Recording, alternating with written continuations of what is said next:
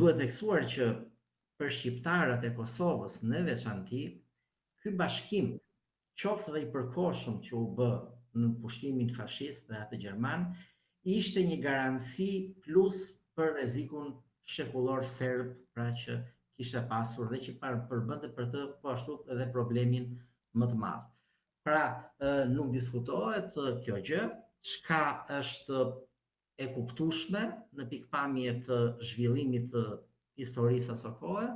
por gjithsesi e diskutueshme në pikpamje të vazhdimësisë së jetës apo të themi të zhvillimit të politik të mëvonshëm të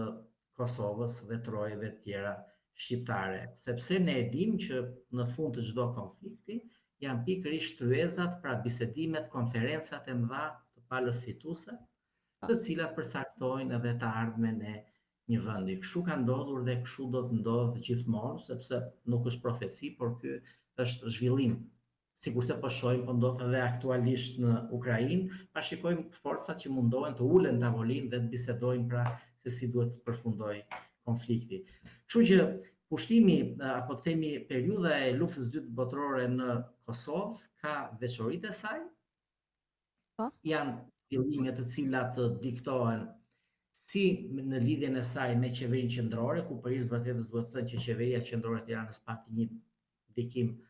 të dobët, pra nuk është se zhvilloi apo diktoi vërtet zhvillimet e jetës kosovare asaj kohe, por politikisht pretendoi që ishte një bashkim i cili në pikpamje të së drejtës ndërkombëtare nuk mund të konsiderohej i tillë. Pra gjithmonë, ashtu sikurse ndodhi në konferencën e paqes, do shikojmë që kufit politik nuk do të ndryshohen.